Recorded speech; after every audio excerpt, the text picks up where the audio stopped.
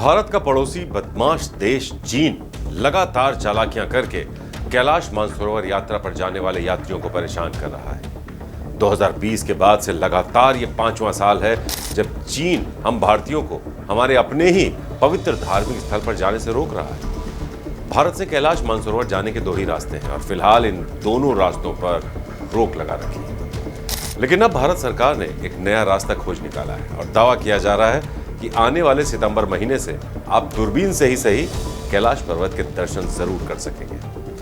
नमस्कार, आप देख रहे हैं श्रेष्ठ भारत, आपके साथ मैं हूं संजीव चौहान। तो मोदी सरकार के तीसरी बार शपथ लेने के कुछ ही दिन बाद केंद्र सरकार की तरफ से एक आरटीआई के जवाब में कहा गया है कि पवित्र धार्मिक स्थल पर जाने से रोककर चीन दो अहम समझौतों को तोड़ रहा है और वो इसी इलाके में एक मिसाइल साइट भी बना रहा है।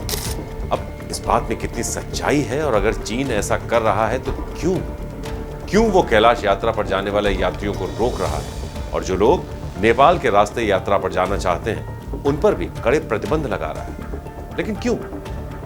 तो आज हम ऐसे ही तमाम सवालों के जवाब आपको अपनी इस खास रिपोर्ट में देने वाले हैं और बताने वाले हैं कि कैलाश मानसरोवर कहां है और बदमाश चीन भारत के साथ किए गए कौन से दो समझौते तोड़ रहा है। साथ में हम ये भी जानेंगे कि क्या वाकई देश के पहले प्रधानमंत्री जवाहरलाल नेहरू ने कैलाश मानसरोवर की जमीन चीन को सौंपी थी। तो आइए शुरू करते हैं और देते हैं जवाब सबसे पहले सवाल का। तो कहां है कैलाश मानसरोवर? कैलाश मानसरोवर का ज्यादातर हिस्सा तिब्बत में आता है, वही तिब्बत जिस पर चीन सालों से जबरन कब्जा किए बैठा है और उस पर अपना अधिकार बताता है। कैलाश पर्वत श्रेणी कश्मीर से लेकर भूटान तक फैली हुई है। इस इलाके में लाचू और झोंगचू नाम के दो जगहों के बीच एक पहाड़ है। यहीं पर इस पहाड़ के दो जुड़े हुए शिखर हैं। इनमें से उत्तरी शिखर को कैलाश पर्वत के नाम से जाना जाता है। इस शिखर का आकार एक विशाल शिवलिंग जैसा है। उत्तराखंड के लिपुलेख से यह जगह सिर्फ 65 किलोमीटर दूर है। फिलहाल कैलाश मानसरोवर का एक बड़ा इलाका चीन के कब्जे में है, इसलिए अपने पवित्र स्थल पर जाने के लिए हमें चीन की अनुमति लेनी पड़ती है। अब सवाल नंबर 2, कैलाश मानसरोवर का महत्व क्या है? दरअसल हिंदू धर्म में यह मान्यता है कि भगवान शिव अपनी पत्नी पार्वती के साथ कैलाश पर्वत पर रहते हैं। इस वजह से ये जगह हिंदुओं के लिए बेहद पवित्र स्थान है। जैन धर्म में भी यह मान्यता है कि पहले तीर्थंकर ऋषभनाथ ने यहीं से मोक्ष प्राप्त किया था। 2020 से पहले हर साल करीब 50,000 हिंदू भारत और नेपाल के रास्ते यहां धार्मिक यात्रा पर जाते रहे। कैलाश मानसरोवर को लेकर क्यों शुरू हुआ विवाद?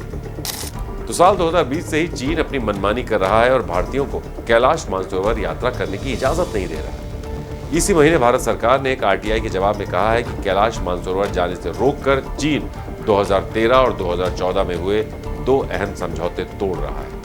लेकिन मोदी सरकार का यह भी कहना है कि चीन अपने मन मुताबिक एक तरफा फैसले लेकर इन समझौतों को तोड़ नहीं सकता।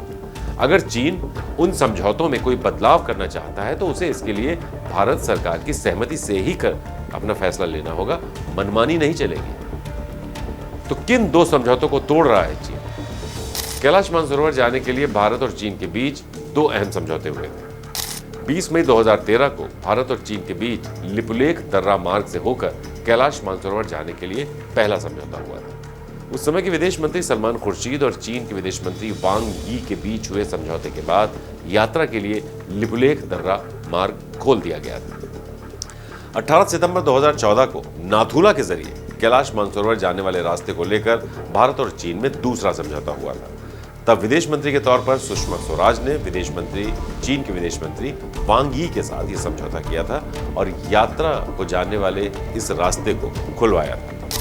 तो इन दोनों समझौतों की भाषा लगभग एक जैसी है। ये दोनों देशों के विदेश मंत्री के पेपर पर हस्ताक्षर करने के दिन से ही लागू भी हो गए।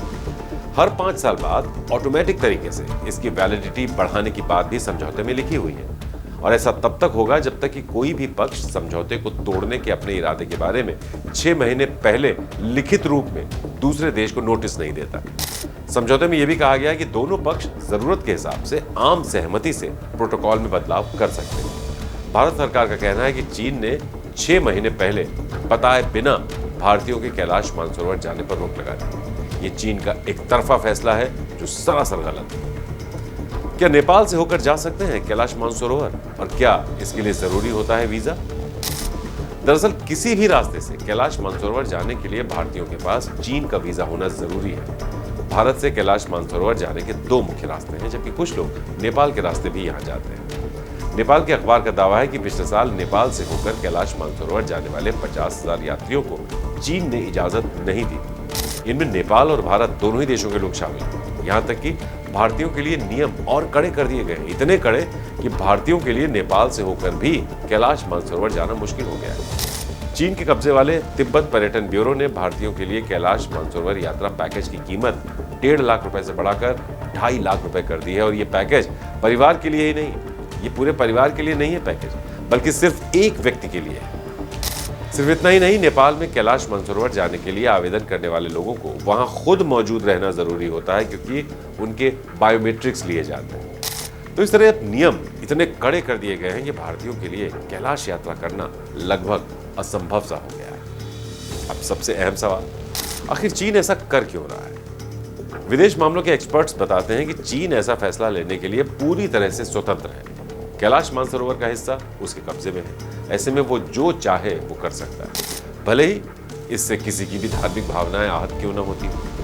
किसी भी धार्मिक स्थल पर जाने को लेकर कोई इंटरनेशनल कानून नहीं होता, बल्कि उसी देश का कानून लागू होता है जहां वो धार्मिक स्थल होता है। अब कल को पाकिस्तान चाहे तो करतारपुर कॉरिडोर को बंद कर सकता है। इसी तरह सऊदी अरब चाहे तो मक्का मदीना जाने वाले लोगों को रोकने के लिए कानून बना सकता है। इसके अलावा एक्सपर्ट्स ये भी मानते हैं कि अगर चीन भारत के साथ किए 2 समझौतों को तोड़कर भारतीयों को कैलाश यात्रा करने से रोक रहा है, तो मतलब दोनों देशों के रिश्ते ठीक नहीं है। चीन ये बताने की कोशिश कर रहा है कि भारत अगर ताइवान और साउथ चाइना सी में चीन के खिलाफ जाएगा तो उसे LAC पर इस तरह की समस्याओं का सामना करना पड़ेगा। कैलाश मानसरोवर यात्रा को लेकर क्या कहता है चीन? साल 2017 में चीन ने यह बयान जारी किया था कि कैलाश मानसरोवर यात्रा को लेकर उसकी भारत सरकार के साथ बातचीत हो रही है। चीन ने कहा था कि फिलहाल सिक्किम के नाथुला से होकर कैलाश मानसरोवर जाने वाले रास्ते पर रोक लगाई गई है, इसलिए यात्री लिपुलेख के रास्ते कैलाश पर्वत तक जा सकते हैं। लिपुलेख से होकर मानसरोवर जाने की यात्रा साल 1981 में शुरू हुई थी। वहीं नाथुला से होकर कैलाश पर्वत जाने पर पाबंदी दोनों देशों की सेनाओं के बीच झड़प की वजह से लगाई गई। लेकिन 2020 के बाद से चीन ने यात्रा पर पूरी तरह रोक लगा दी और फिर दोनों देशों के बीच यात्रा शुरू करने को लेकर कोई बातचीत नहीं। क्या चीन कैलाश मानसरोवर के पास मिसाइल तैनात कर रहा है? साल 2020 में द प्रिंट वेबसाइट ने दावा किया था कि भारतीयों को कैलाश मानसरोवर जाने से रोककर चीन वहां मिसाइल साइट बना रहा है। एक सैटेलाइट इमेज में भारतीय सीमा लिपुलेख से 100 किलोमीटर की दूरी पर चीन एक मिसाइल साइट बनाता दिख भी रहा है। रिपोर्ट में जमीन से हवा में मार करने वाली मिसाइलों की तैनाती के लिए ये साइट डेवलप किए जाने का दावा किया गया था। दावा किया गया है कि चीन यहां 300 किलोमीटर की दूरी तक हवा में मार करने वाली HQ-9 मिसाइल तैनात कर सकता है। इसके अलावा यहां नई रोड और दूसरे इंफ्रास्ट्रक्चर खड़े किए जाने की बात भी सामने आई थी। लिपुलेख का ये इलाका भारत, नेपाल और चीन तीनों देशों की सीमाओं के बेहद करीब है। क्या नेहरू ने चीन को सौंपी थी कैलाश मानसरोवर की जमीन? अब कुछ दावों में कहा जाता है कि जवाहरलाल नेहरू के प्रधानमंत्री रहते कैलाश पर्वत और इसके आसपास के इलाके चीन को सौंपे थे।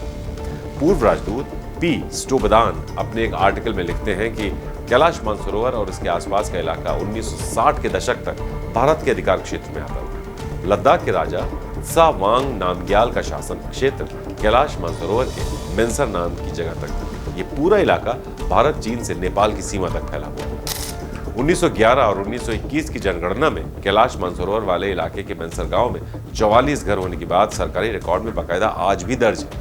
1958 के जम्मू कश्मीर समझौते के मुताबिक मेंसर चीन के कब्जे में चला गया था।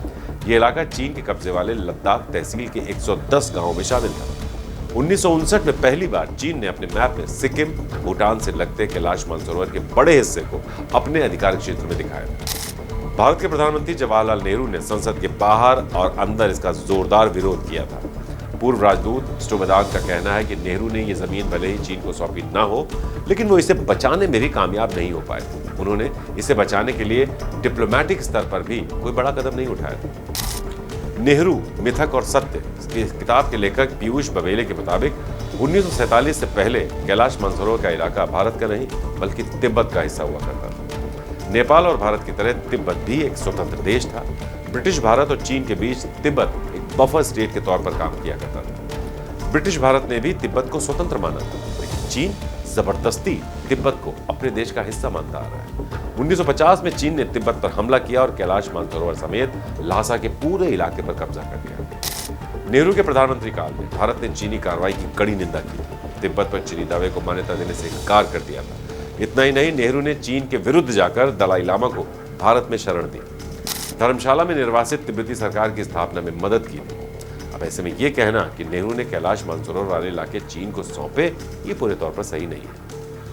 आइए एक और अहम जानकारी आपको देते हैं। जो लोग कैलाश पर्वत की यात्रा करना चाहते हैं और चीन की मनमानी की वजह से ऐसा नहीं कर पा रहे हैं, तो ये जानकारी उनके काम की हो सकती है, क्योंकि खबरों के मुताबिक भारत सरकार ने उत्तराखंड के पिथौरागढ़ से 90 किलोमीटर की दूरी पर धारचूला में ओल्ड लिपुपास चोटी पर एक ऐसी जगह को विकसित किया है जहां से कैलाश पर्वत की चोटी साफ साफ नजर आती है। इस जगह से कैलाश पर्वत करीब 50 किलोमीटर दूर है। इसी महीने की 5 जुलाई को पिथौरागढ़ की जिलाधिकारी रीना जोशी ने बताया कि 15 सितंबर से लिपुलेख के पास ओल्ड लिपुपास चोटी से कैलाश पर्वत के दर्शन शुरू हो जाएंगे। सीधे कैलाश पर्वत की चोटी यहां से साफ नजर आती है। इसके अलावा यात्री दूरबीन के जरिए भी यहां से कैलाश पर्वत और कैलाश मानसरोवर के खूबसूरत हिस्सों को देख सकेंगे। यहां पूजा पाठ का भी इंतजाम किया जा रहा है। ओल्ड लिपुपास जाने के लिए लिपुलेख तक गाड़ी से और फिर कैलाश पर्वत को देखने के लिए लगभग 800 मीटर पैदल चलना होता है। बताइए, हम भारतीयों के पवित्र स्थल भगवान शिव और मां पार्वती जहां निवास करते हैं, उस जगह पर साक्षात जाकर ना सही, कम से कम दूरबीन से दर्शन करने के लिए तैयार हैं आप? अब पास जाकर ना सही, 50 किलोमीटर दूर से ही महादेव की पूजा अर्चने के लिए क्या आप तैयार हैं आप? तो आपकी जो भी राय हो हमें कमेंट करके जरूर बताएं। श्रेष्ठ भारत पर खबरों से जुड़े रहने के लिए चैनल को सब्सक्राइब और लाइक करें, बेल आइकन दबाएं और देखते रहें श्रेष्ठ भारत।